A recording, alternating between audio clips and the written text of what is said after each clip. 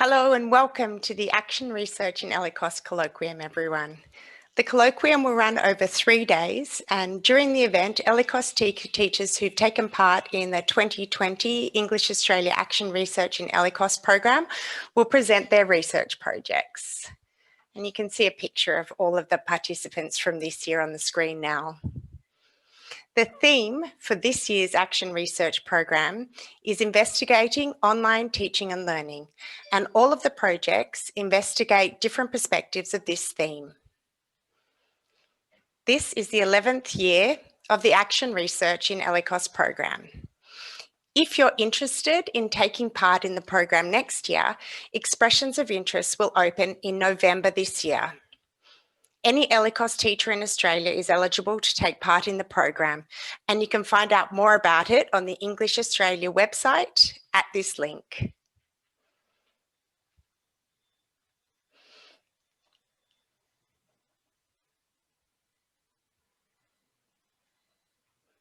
I'd especially like to thank Cambridge Assessment English, who has been our loyal partner in the Action Research program since its inception. Cambridge not only sponsors the program, but is involved in the program at all levels, and their support and participation is invaluable. I'd now like to introduce Marcus Maciolitis, Country Manager of Cambridge Assessment English, Australia and New Zealand, to welcome everybody to the Colloquium. Thank you very much, Sophie. Yeah, hi everybody. On behalf of Cambridge Assessment English, I'd like to say that we're very happy to continue our partnership with English Australia to bring the Action Research in ELICOS program to teachers in Australia. As Sophie said, we've been part of this program for 11 years, so since 2010, and we greatly acknowledge the important role of the teacher in the learning and assessment process. And this year, more than ever, we've seen teachers and Action Research participants demonstrating their ability to be flexible and to adapt to very unexpected situations. Each year, the research reports of participants are proudly published in our Cambridge Research Notes, which is a globally distributed publication.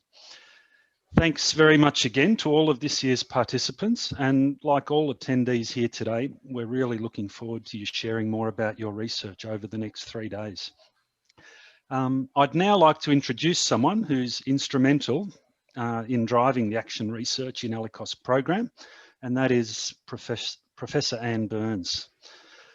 Professor Anne Burns is the academic reference person for this Action Research program. She's also Professor of TESOL for the School of Education at the University of New South Wales and Emeritus Professor in Language Education for the School of Languages and Social Sciences at Aston University in Birmingham in the UK. She's also an author of Doing Action Research in English Language Teaching. So please join me in welcoming Professor Anne Burns. Thank you.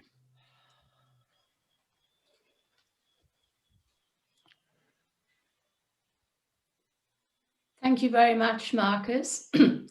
And it's a great pleasure to be here. And also, I'd really like to congratulate all the teachers who've participated this year. I think they've done an absolutely amazing job in a year which has been extremely challenging, to say the least.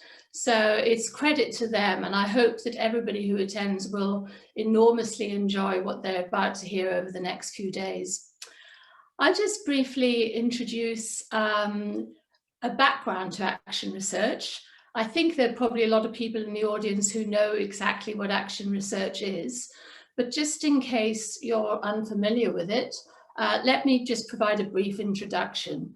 So Action Research is a self-reflective, systematic and critical approach to inquiry. It's a particular way for teachers to do research within their own social context.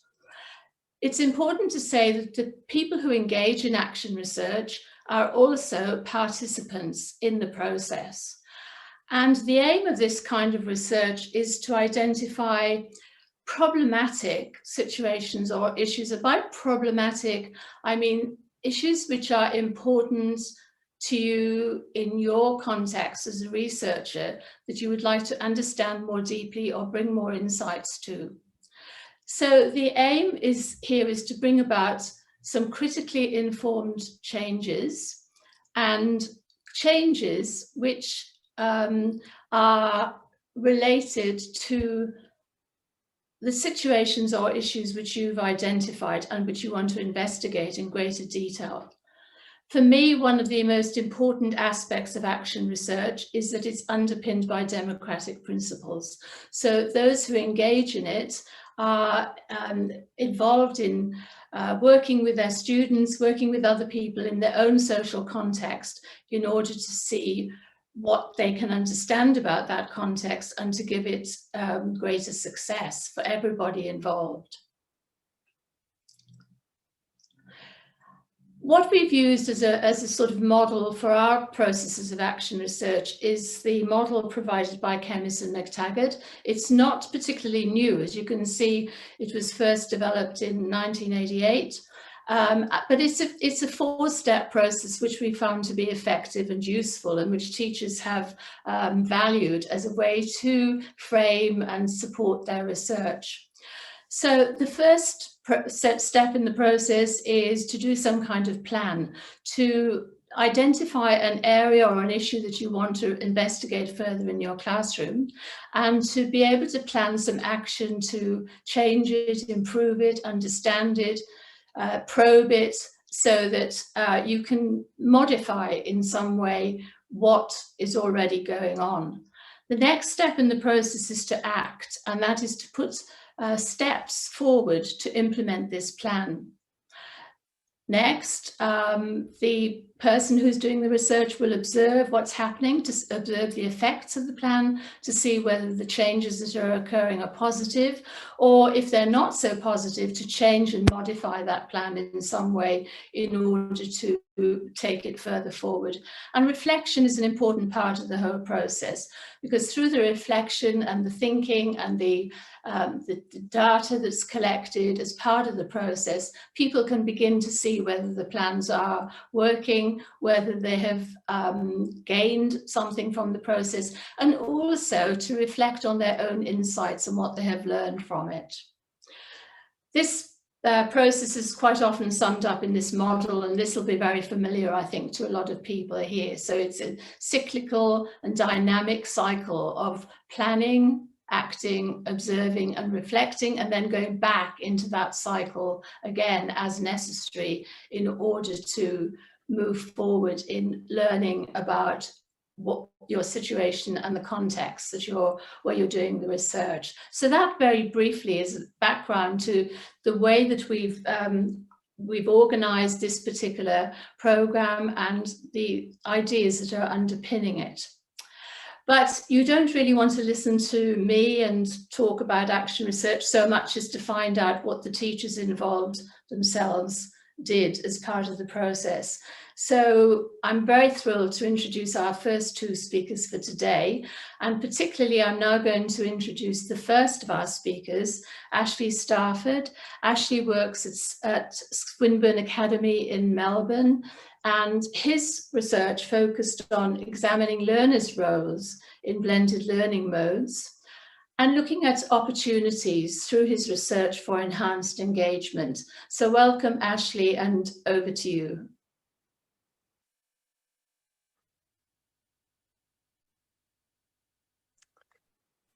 Okay, good afternoon, everyone. Thank you so much for tuning into my presentation, and thank you, Anne, for your introduction. As you can see, my action research project was about examining learners' roles in blended learning modes, and I was particularly interested in the way we could enhance engagement from a student perspective. Okay.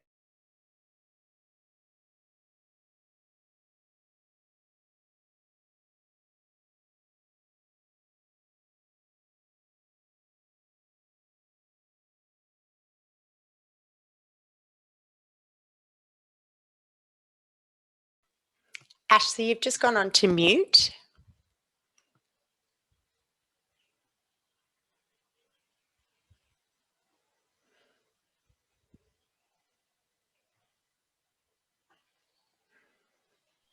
There we go.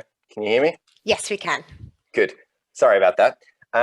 So one of my research aims was to better understand what a meaningful blended learning activity consists of.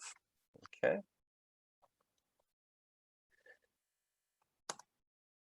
And another one of my research aims was to better understand what blended learning activities students find effective, especially those students that we would, as teachers, identify as being at risk. Okay.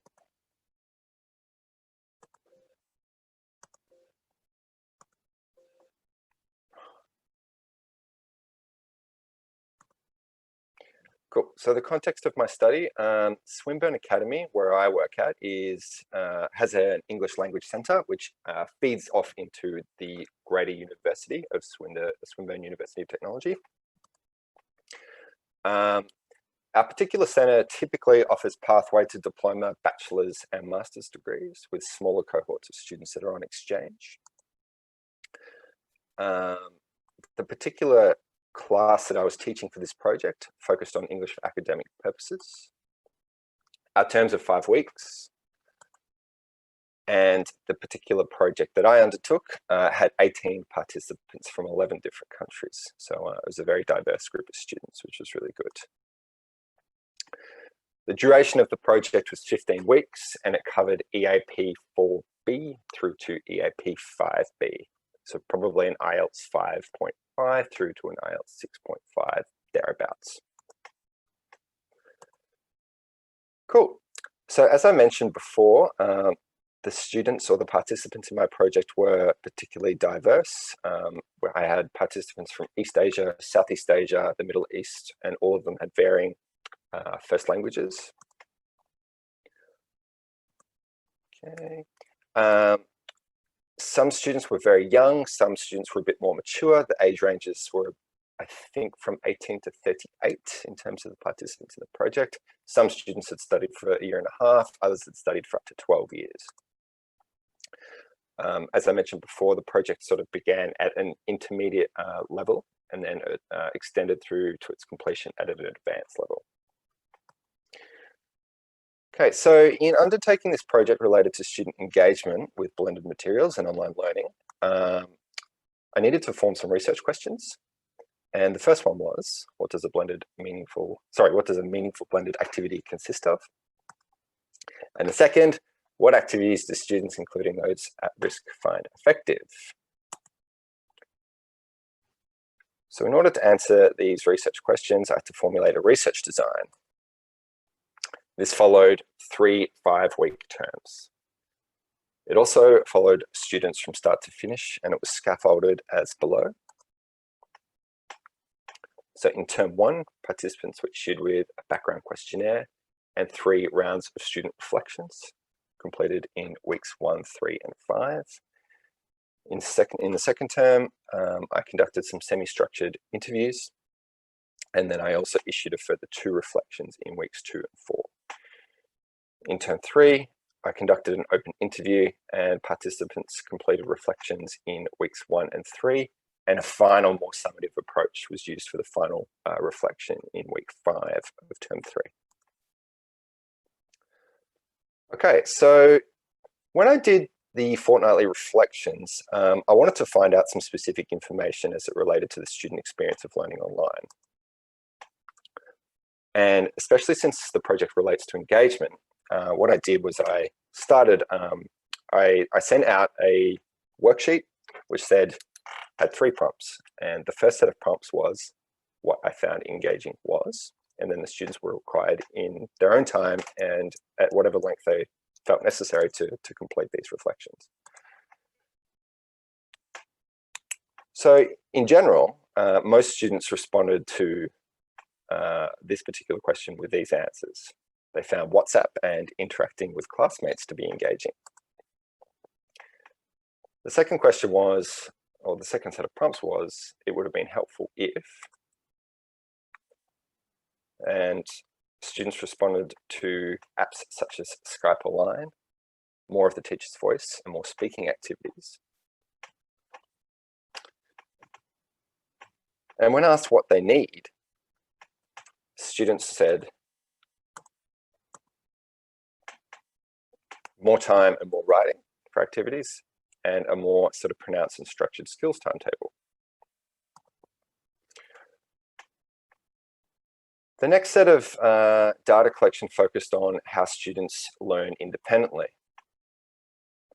So this was done in a semi-structured interview. And what I asked first was, which activities do you find engaging and why?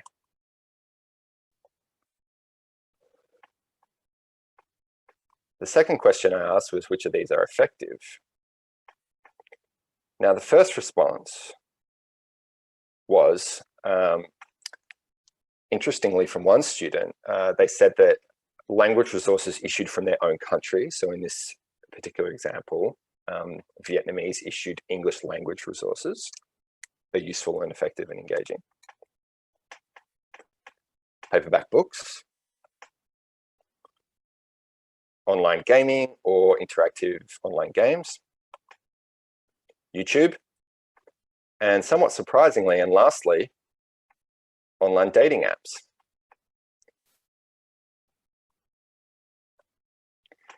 In the final reflection, I asked students to complete the sentences again, or complete the reflections with prompts.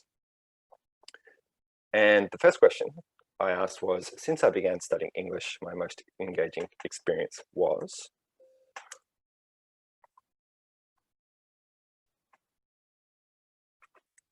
And the responses from the students were the teacher's approachability, so fostering positive student-teacher, teacher-student relationships, I guess you could say, online, interactions with classmates, and speaking freely were the most engaging experiences. And then I was interested to know what students didn't enjoy. So I asked I filled out the prompts with, during my time studying English online, what I did not enjoy was too many students in online classes, the potential for change, i.e. moving back to campus, and the changeability of teachers, having new teachers during the week and at the beginning of a new term. There's a consistent preference for continuity. Okay, and also the changeability of students in the class. So just kind of getting new students or newly enrolled students into classes as well. Students like to keep things fairly consistent for the duration of their study online.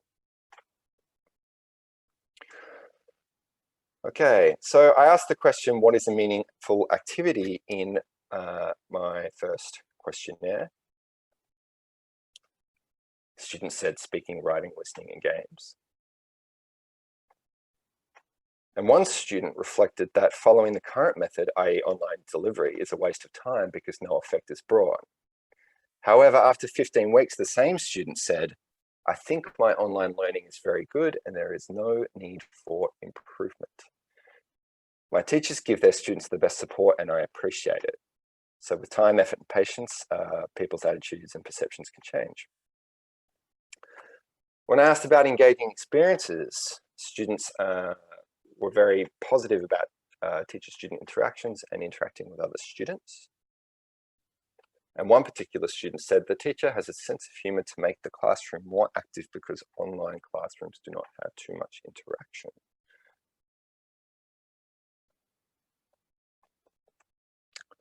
And just a little summary of student-chosen independent learning from the perspective of student experience.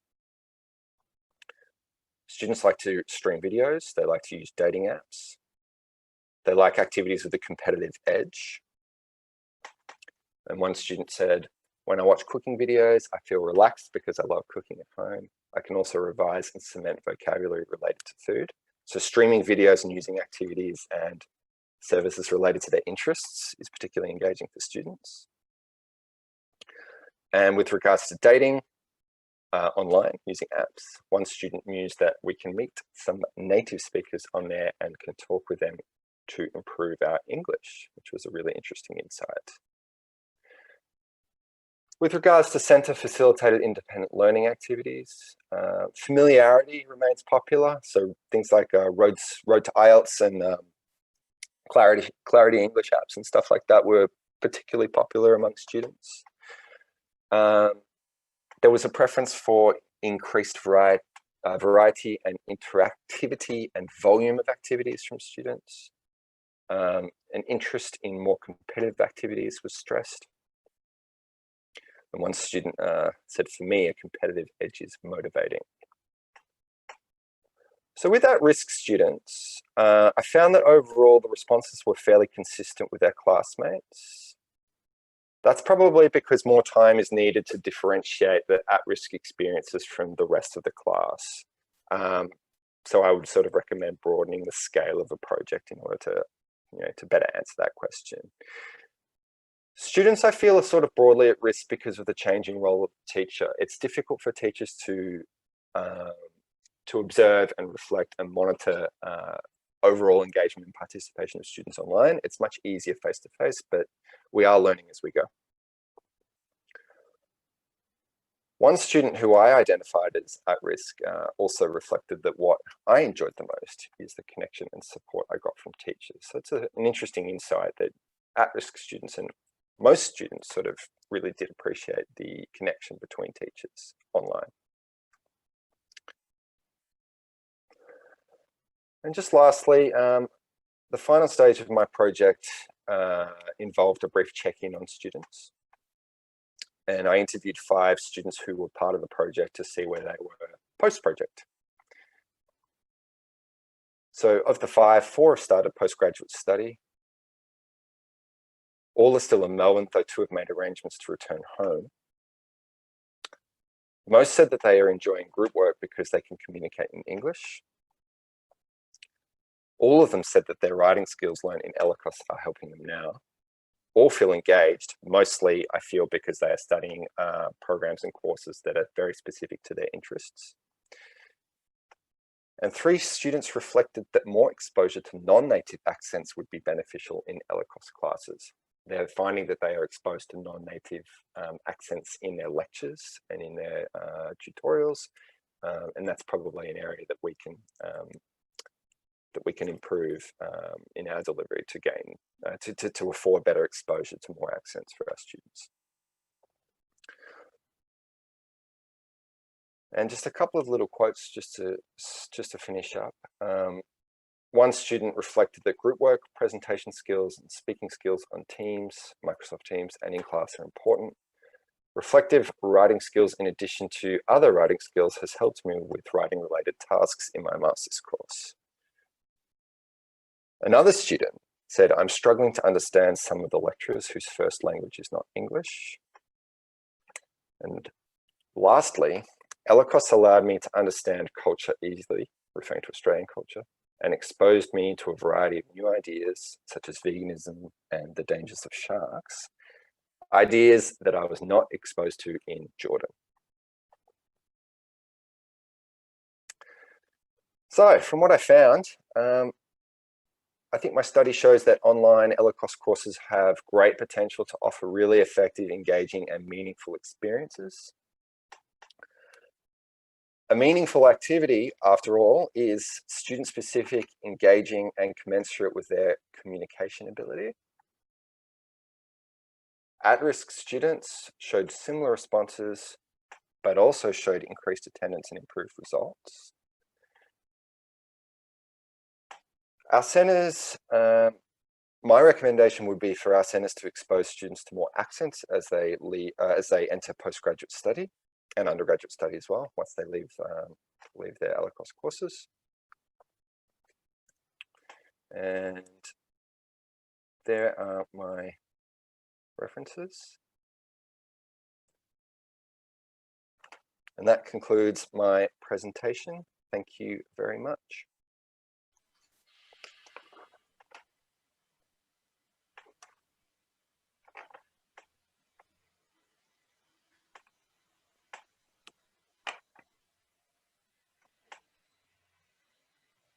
Okay, has anyone got any questions for Ashley? If you do, could you please type them into the Q&A box? All right, Ashley, a couple of questions have come through for you. Yep, great. Claire wants to know how frequently students were joining these classes. How frequently were they joining my classes? Mm. Well, it did vary. I think in the middle term of the project, so the second term, I was actually teaching the class every day from Monday to Friday. That was the arrangement with the timetable. And then for the other 2 terms, I was teaching the class 3 days a week. Okay. So I was very involved in their learning and the administration of their classes, and also the administration of the data collection tools. Okay, but they joined for the whole program. It wasn't a weekly intake or anything like that. No, it wasn't a weekly intake. No. We've got a 5-term sort of turnaround generally, but most of the students stayed from the start until the finish, with some that came in and with some that dropped out. Okay. Yep. Somebody else has asked if you could give some examples of the activities students find meaningful. Yeah, so I guess that's a really good question. It really depends on what the student wants from the particular class. So some students find like a basic writing activity where they can improve their writing or improve any skill learned in class as meaningful. Others generally have more of a kind of emotional connection to what a meaningful activity is. So something that they actually enjoy, or something where they feel validated in their learning experience. So I would say it's any combination of what the student needs to meet their learning needs, and also something that they enjoy. So that could be interacting with classmates, interacting with students, or that could be receiving positive feedback, or that could be improving their relationship with their teacher, something that really validates their experiences as an online learner. Okay. Gabrielle would like to know to what extent you were able to incorporate your students' engaging activities into the synchronous activities that you did in class. Well, that's also a really good question. I'm an academic English teacher, and basically my students are very, very close to entering undergraduate and postgraduate courses unsupported. So while it was interesting to really note their level of engagement, it wasn't always possible to adjust those activities to make them engaging for these particular students at that time. That's hopefully where the recommendations for future directions will come in. Okay. Jennifer's asked how you were able to contact students after they'd finished your course and ask them about how they were going. I was lucky in that I had good relations with the students and the participants, having followed them so closely for so many weeks. In fact, I'd even established a decent rapport for 1 term prior to COVID as their teacher. So I'd known these students for 20 weeks. So it was a matter of sending them an email, checking in, and then setting up a meeting, and then having it was a conversation that I had on Microsoft Teams in the end. That's my preferred mode of communication. Yeah, no, I mean, it's a great practice, isn't it, to check in with students once they've started their degrees. Yeah, and that provided some really interesting insights into where they were now, and actually yielded some surprising results. I hadn't thought about exposure to non-native accents in the way that the students stressed. So that was definitely a surprising result, and I'd recommend that with anyone that takes on this kind of project in the future. Yeah, sure. Okay. The final question is about the at-risk students. You mentioned that their attendance and their results had improved. Yep. Did you get any insight into why that might be the case?